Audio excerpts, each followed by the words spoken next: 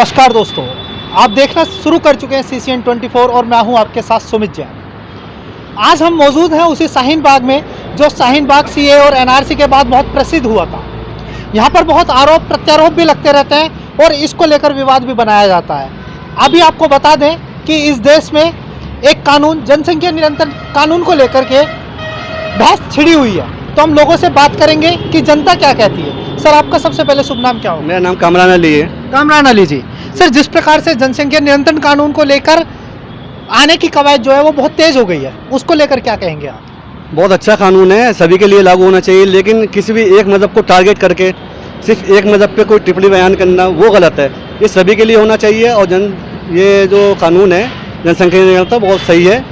ये ज़रूरी भी है क्योंकि हमारे देश की पॉपुलेशन इस टाइम पे वर्ल्ड में सबसे ऊपर हम पहुंच चुके हैं, चीन को भी हमने क्रॉस कर दिया है।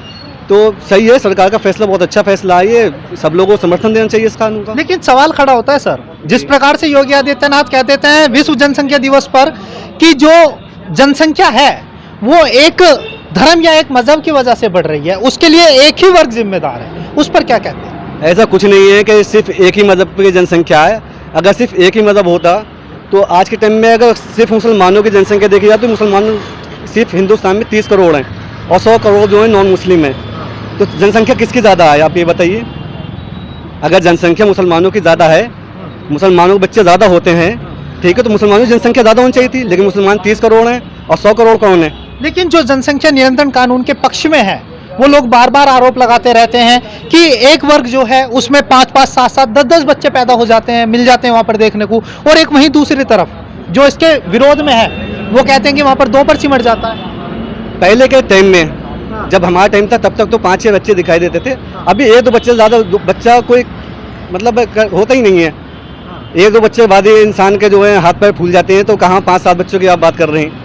तो जिस प्रकार से चुनाव आने वाला है, आपको याद होगा 2022 में यूपी में विधानसभा चुनाव था, तो तब योगी जी ने एक ड्राफ्ट तैयार करवाया था जनसंख्या नियंत्रण कानून को लाने का, लेकिन उसके बीच विधानसभा चुनाव आ जाता है तो बंद हो जाता है। तो कहीं लग रहा है कि 2024 के चुनाव को देखते हुए एक वर्ग को या एक समुदाय को लुभाने का काम है ये जनसंख्या नियंत्रण। मुद्दा हो सकता है, बिल्कुल मुद्दा हो सकता है, क्योंकि वोट बैंक बनाने के लिए भी ये बहुत अच्छा मुद्दा है।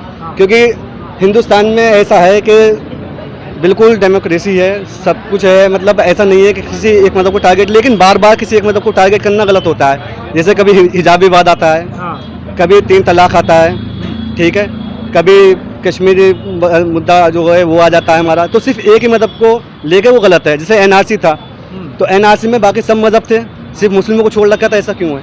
ऐसा नहीं होना चाहिए ना। जब हो रहा है तो सबके लिए होना चाहिए, सब लोगों के लिए होना चाहिए, हर धर्म के लिए होना चाहिए। ये नहीं सिर्फ एक ही मज़हब को बार बार पकड़ के उसके टारगेट किया जाए। एक सपा के सांसद सफीक उर्फ बर्क, जी बिल्कुल, उन्होंने कहा है कि जो बच्चे हैं वो कुदरत की देन है, अल्लाह की देन है, और जो सरकार कानून लाना चाहती है वो कानून ना लाए बल्कि उनको तालीम दे। ऐसा कुछ नहीं है। बयान आप शफीकुल साहब के बयान कर रहे हैं, बयान तो आए दिन हम भी फेसबुक पे उल्टे सीधे देखते रहते हैं, बहुत लोग हैं। ऐसा नहीं है कि सिर्फ एक ही मतलब शफीकुल रहमान को आप कह रहे हैं कि उन्होंने टारगेट दिया। कोई भी जो नेता होते हैं वो लाइट में आने के लिए कुछ भी बोल देते हैं। जैसे अभी निपुण शर्मा ने कितनी विवादित टिप्पणी कही थी, ठीक है, तो निपुण शर्मा और जुबेर जो जू का वो है आल्ट न्यूज़ के संस्थापक, हाँ, उनके और दोनों की बिल्कुल सेम धारा हैं दोनों पे, लेकिन निपुण शर्मा बाहर है, वो जेल के अंदर है। ऐसा क्यों है?